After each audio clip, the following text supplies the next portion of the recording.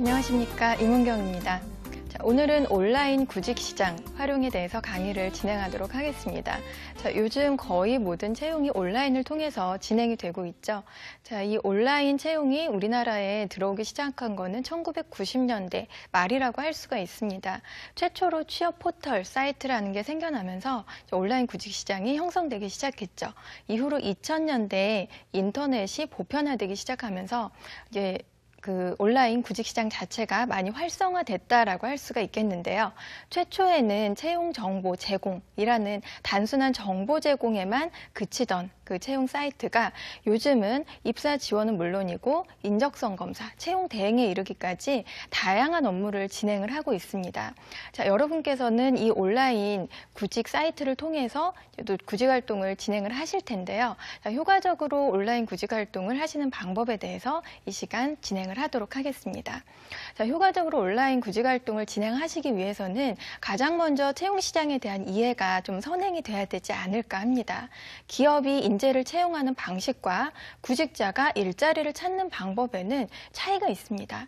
먼저 기업이 인재를 찾는 방법을 한번 볼까요? 기업은 공석이 생겼을 때 가장 먼저 내부 채용을 진행을 합니다. 내부에 적당한 사람이 있는지 먼저 찾아보는 거죠.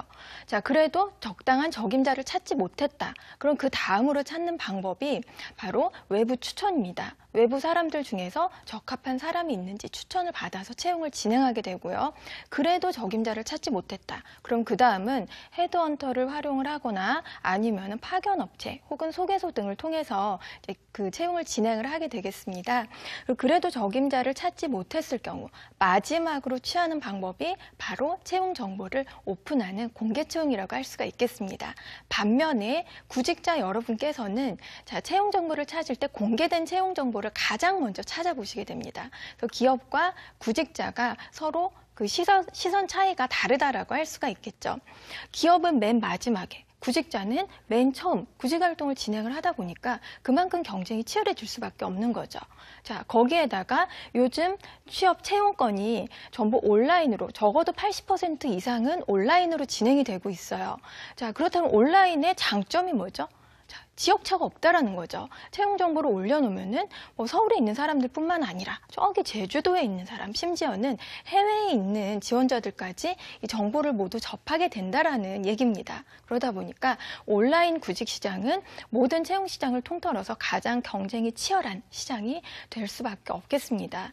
이 온라인 구직 시장을 통해서 여러분들께서 취업에 성공하시기 위해서는 온라인 구직 시장의 특성, 종류, 지원 방법들에 대한 이해가 선행되어야 할 것이겠습니다.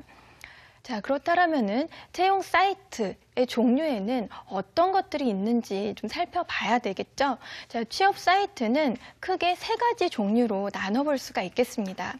첫째는 모든 업종과 직종의 채용 정보를 모아놓은 취업 포털 사이트가 있겠고요. 두 번째는 특정 분야의 취업 정보만을 모아놓은 특화 사이트. 세 번째는 지역별 일자리를 모아놓은 지역별 사이트가 있겠습니다. 첫 번째 취업 포털 사이트는요, 공공형 취업 포털과 민간 기업의 취업 포털로 나눠볼 수가 있겠습니다. 공공형 취업 포털은 대표적으로 워크넷을 들 수가 있겠는데요. 워크넷은 고용노동부에서 직접 운영을 하는 사이트가 되겠습니다. 고용노동부에서 운영을 하는 사이트이고요. 그러다 보니까 산업단지별 채용정보 검색이 가능하다라는 장점이 있습니다. 선생님들께서 만약 산업단지로의 취업을 희망하신다라면 워크넷을 활용하시면 편리하실 겁니다. 더불어서 여성, 청소년, 그리고 고령자 취업 정보들을 따로 검색하실 수 있는 기능이 있기 때문에 여성분들이나 아니면 고령자 분들의 경우 이용을 하면 더없이 좋은 사이트다라고 할 수가 있겠죠. 민간 기업에서 운영하는 사이트는요, 여러분들 많이 알고 계시겠지만 잡코리아 등의 사이트를 들 수가 있겠습니다. 민간 기업에서 운영하는 취업 포털의 경우는 다양한 기능들을 제공을 하고 있습니다. 예를 들자면 인적성 검사라든지 아니 인사 담당자에게 궁금한 내용을 올려놓으면 직접 그 사이트에서 담당자의 답변을 듣고 기재를 해주는 기능이라든지 이런 다양한 기능들을 활용하시면은 보다 이제 많은 정보들을 입수하실 수 있으리라 생각합니다. 두 번째는 특화 사이트인데요. 자, 그 모든 업종과 직종이 아닌 일정 분야, 특화된 분야의 채용 정보만을 모아놓은 사이트가 있겠습니다.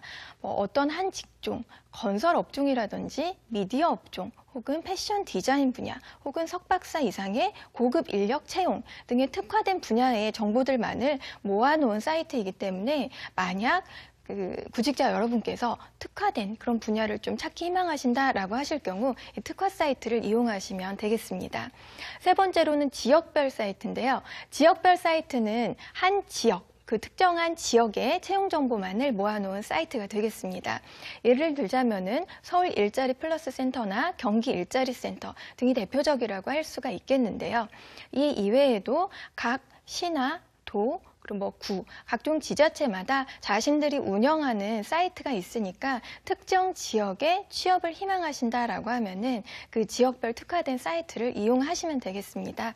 그 이외에도 그 각 기업의 경제연구소라든지 아니면은 각종 SNS 그런 사이트에도 채용 정보가 올라 있기 때문에 활용을 하시면 좋겠고요.